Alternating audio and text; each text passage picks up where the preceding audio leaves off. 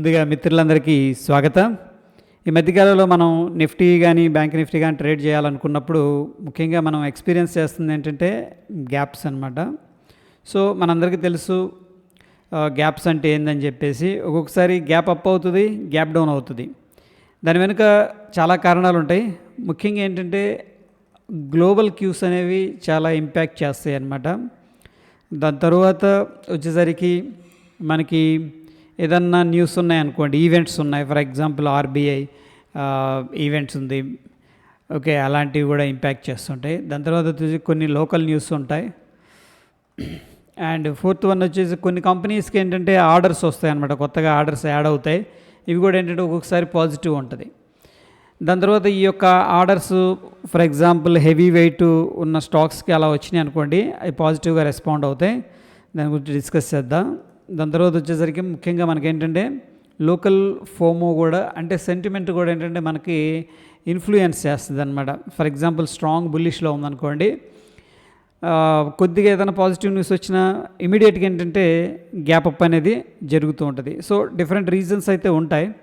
And of course gap down కూడా జరుగుతూ ఉంటుంది. కొన్నిసార్లు బ్యాడ్ న్యూస్ అనేది వస్తుంది కొన్ని స్టాక్స్లో. ఆ యొక్క స్టాక్ గాన మార్కెట్లో పడిపోయిందంటే, ఫర్ ఎగ్జాంపుల్ నిఫ్టీ 50లో స్టాక్ అనుకోండి, అది నిఫ్టీని ఏం చేస్తుంది అంటే డ్రాగ్ చేస్తూ ఉంటుంది అనమాట. ఓకే, సో మనందరికీ గ్యాప్ అప్ గ్యాప్ డౌన్ గురించి ఐడియా ఉంది.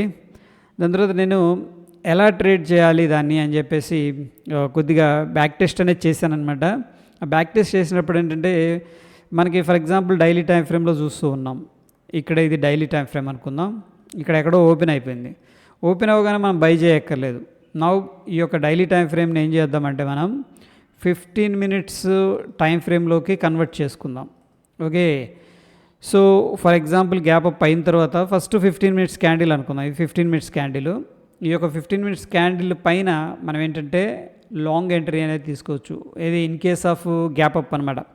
అండ్ రీసెంట్గా ఏంటంటే మార్కెట్ ఒక అప్ ట్రెండ్లో ఉంది కాబట్టి చాలాసార్లు ఏంటంటే గ్యాప్ అప్ అనేది జరుగుతూ ఉందన్నమాట.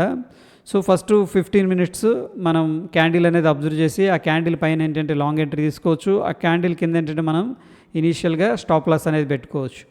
వన్స్ ఏంటంటే ఒకవేళ ప్రైస్ అనేది స్లోగా పైకి వెళ్ళడం స్టార్ట్ చేసింది అనుకోండి, ఇక్కడ మనం ఏంటంటే ట్రైలింగ్ పద్ధతిలో స్టాప్ లాస్ అనేది ట్రైల్ చేసుకోవడం అండ్ పార్షియల్ ఎగ్జిట్ కూడా తీసుకోవడం అనేది చేయాలి. ఒక్కొక్కసారి ఏంటంటే 15 మినిట్స్ కొద్దిగా మరీ పెద్ద క్యాండిల్ అయిపోద్ది స్టాప్ లాస్ అనుకుంటే కూడా ఈ యొక్క 15 మినిట్స్ క్యాండిల్ని మనం ఏం చేయొచ్చు అంటే 5 మినిట్స్ క్యాండిల్ అనేది కన్వర్ట్ చేసుకోవచ్చు. 5 మినిట్స్ క్యాండిల్లో కూడా చూడొచ్చు. అయితే మనకు 5 మినిట్స్లో క్యాండిల్లో చూసేటప్పుడు అంటే ఒక క్రైటీరియా, ఈ యొక్క పర్టికులర్ క్యాండిల్ అనేది సాలిడ్గా ఉండాలన్నమాట. ఓకే, మంచి స్ట్రాంగ్ క్యాండిల్ అయి ఉండాలి. వీక్ క్యాండిల్ అయితే అవాయిడ్ చేయండి, వెయిట్ చేయండి 15 మినిట్స్ దాకా. అదేవిధంగా ఇది కానీ సాలిడ్ క్యాండిల్ అనుకోండి, మంచి క్యాండిల్, బుల్లిష్ క్యాండిల్, మనం ఏంటంటే ఈ యొక్క పైన లాంగ్ అనేది తీసుకోవచ్చు. అండ్ ఈ యొక్క లోలో మనం ఏంటంటే స్టాప్ లాస్ అనేది మెయింటైన్ చేసుకోవచ్చు. అయితే ఇక్కడ ఏంటంటే మనం ఒకవేళ గ్యాప్ అప్ అయినా గ్యాప్ డౌన్ అయినా సరే దీన్ని కొంచెం ఫిల్టర్ చేసుకోవాలి. ఎందుకంటే మనం సక్సెస్ సైడ్ అనేది ఎక్కువ యాక్యురసీ అనేది పెంచుకోవాలి అనుకుంటే కూడా దానికోసం ఏం చేయొచ్చు అంటే నిఫ్టీలో ఎస్పెషల్లీ ట్రేడ్ చేసేటప్పుడు టాప్ వెయిటేజ్ ఉన్న కంపెనీస్ అనేది ఇక్కడ మనం ఏంటంటే వాచ్ లిస్ట్ అనేది పెట్టుకోవాలి. గ్యాప్ అప్ అయినప్పుడు ఏం చేయాలంటే అంటే ఫిల్టరేషన్ అనమాట, మనకి యాక్యురసీ అనేది పెరగటం కోసం ఫస్ట్ ఈ యొక్క టాప్ 10 వాచ్ లిస్ట్లో పెట్టుకోండి. ఇవన్నీ కూడా ఏంటంటే హెవీ వెయిటేజ్ ఉన్న కంపెనీసు. దగ్గర మనకి రిలయన్స్ ఇండస్ట్రీస్ వచ్చేసరికి 10% వెయిటేజ్ ఉంటుంది. అంటే ఏంటి, ఫర్ ఎగ్జాంపుల్ రిలయన్స్ అనేది 100 పాయింట్స్ అనేది పెరిగింది అనుకోండి, నిఫ్టీ ఏంటంటే 10 పాయింట్స్ అనేది పెరిగిద్ది అనమాట. Okay, so anyhow HDFC bank దగ్గర మనకి 9% ఉంటుంది. అదేవిధంగా ఐసిఐసిఐ బ్యాంక్ వచ్చేసరికి 7.7% ఉంటుంది. ఓకే, ఎనీహౌ ఈ పర్సంటేజ్ పక్కన పెడితే ఇవన్నీ కూడా టాప్ వెయిటేజ్ ఉన్నది నిఫ్టీలో. మనకి గ్యాప్ అప్ అయినప్పుడు మనం ఏం చేయాలంటే వీటిల్లో at least 2 to 3 companies minimum okay గ్రీన్లో ఉండేటట్టు చూసుకోండి. ఒకవేళ గ్రీన్లో మంచి స్ట్రాంగ్గా ఉన్నాయి అనుకోండి, ఏది మనం ఫస్ట్ 5 మినిట్స్ క్యాండిల్ కానీ అండ్ 15 మినిట్స్ క్యాండిల్ కానీ అబ్జర్వ్ చేస్తాం కదా, అప్పుడు ఎంత కూడాను 2-3 స్టాక్స్ అనేది గ్రీన్లో కనిపిస్తే ఏంటంటే మనకి యాక్యురసీ అనేది పెరిగే అవకాశం ఉంది. అప్పుడు ఏంటంటే మనం లాంగ్ అనేది ఇనిషియేట్ చేసుకోవచ్చు.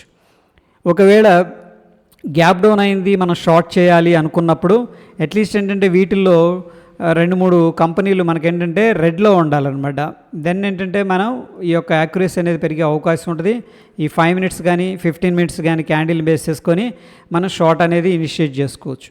ఒకవేళ లాంగ్ ఇనిషియేట్ చేస్తే ఈ యొక్క క్యాండిల్ బ్రేక్అవుట్ దగ్గర ఎంట్రీ తీసుకోండి. ఈ యొక్క లో దగ్గర ఏంటంటే స్టాప్ లాస్ అనేది పెట్టుకోండి. ఒకవేళ షార్ట్ ఇనిషియేట్ చేయాల్సి వస్తే ఈ యొక్క క్యాండిల్ 5 మినిట్స్ కానీ 15 మినిట్స్ కానీ లో బ్రేక్అవుట్ అయితే అక్కడ సెల్ అనేది చేసుకోవచ్చు. ఈ పాయింట్ దగ్గర ఏంటంటే పైన మనం స్టాప్ లాస్ అనేది మెయింటైన్ అయితే చేసుకోవచ్చు. ఇది రీసెంట్ నిఫ్టీ 50 మనం చూస్తున్న చార్ట్ వచ్చేసరికి 15 మినిట్స్ టైం ఫ్రేమ్. సో దీంట్లో ఏంటంటే కొద్దిగా ఫిల్టరేషన్ టెక్నిక్ కూడా చెప్తాను. ఎవరైతే ప్రైస్ యాక్షన్ అనేది క్లియర్గా ఫాలో అవుతున్నారో ఈ ఫ్లాగ్స్ కానీ పెన్నెంట్ ఫ్లాగ్స్ ఇవన్నీ కూడాను అవి కూడా మీకు హెల్ప్ అవుతాయి. ముఖ్యంగా ఏంటంటే మనకి ఇక్కడ ఒక ఫ్లాగ్ నుంచి బయటకు వచ్చింది. ఫస్ట్ ఆఫ్ ఆల్ ఏంటంటే ఇక్కడ గ్యాప్ అప్ అయింది, అబ్జర్వ్ చేయండి. ఫస్ట్ ఈ యొక్క గ్యాప్ అప్ అయిన తర్వాత ఈ యొక్క హై అనేది క్రియేట్ చేసింది. ఈ యొక్క హై క్రియేట్ చేసిన తర్వాత బ్రేక్అవుట్ ఈ పాయింట్ దగ్గర జరిగింది, అక్కడ నుంచి కూడా పైకి వెళ్ళింది. బట్ డౌన్ సైడ్ అనేది అవాయిడ్ చేయండి. యాక్చువల్గా ఏంటంటే గ్యాప్ అప్ అయిన తర్వాత డౌన్ సైడ్ బ్రేక్అవుట్ అయింది. మేబీ ఒక్కొక్కసారి కిందకి వెళ్ళొచ్చు. బట్ మనం దీనికోసం ఏంటంటే ఇమీడియట్గా హెవీ వెయిట్స్ ఉన్నాయి కదా మనకి, రిలయన్స్ కానీ హెచ్డిఎఫ్సి బ్యాంక్ ఇవి ఉన్నాయి కదా, వాటిల్లో ఒకసారి చెక్ లిస్ట్ అనేది చేసుకోండి. సో గ్యాప్ అప్ అయితే 100% ఏంటంటే మనకి మ్యాక్స్ బ్రేక్అవుట్ అప్ సైడ్ జరిగితే పాజిటివ్గా మూవ్ అయ్యే అవకాశం ఉంటుంది. అండ్ చెక్ లిస్ట్లో మనకి ఆ స్టాక్స్ కూడా సపోర్ట్ చేస్తాయి. ఇక్కడైతే బ్రేక్అవుట్ అయింది, అక్కడ నుంచి బ్యూటిఫుల్గా రన్ అప్ అయింది. దాని తర్వాత ఇక్కడ చూడండి మళ్ళీ గ్యాప్ అప్ అయింది. గ్యాప్ అప్ అయిన తర్వాత మనం చూసుకున్నట్టే ఫస్ట్ 15 మినిట్స్ క్యాండిల్లో రెడ్ క్యాండిల్. బట్ ఎనీహౌ ఏంటంటే మనకి హై బ్రేక్అవుట్ అయితేనే ఈ క్యాండిల్లో మాత్రమే మనకి బ్రేక్అవుట్ అయిందనమాట.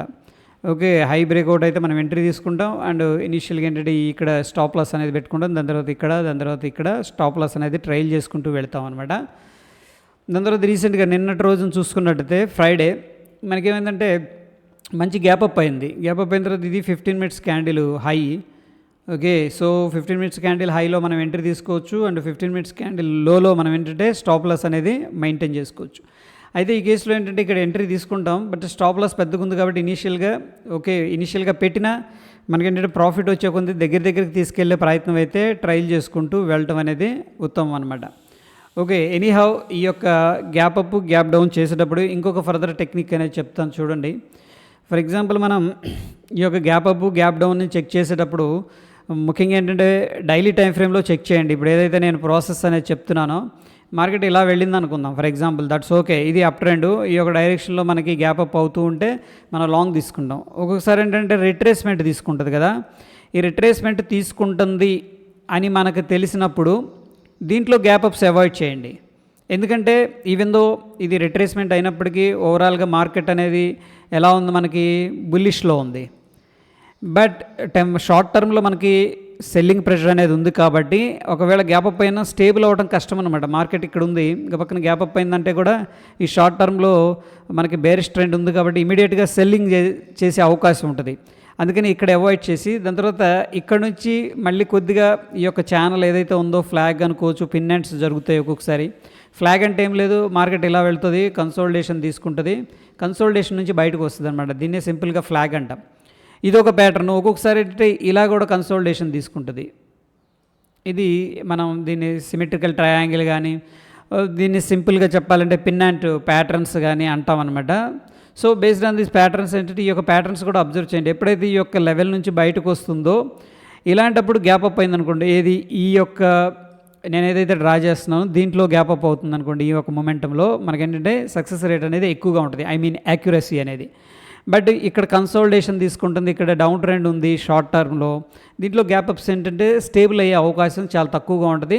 అండ్ మోరోవర్ ఏంటంటే మనకి స్టాప్ లాస్లు కూడా హిట్ అయ్యే అవకాశం ఉంటుంది.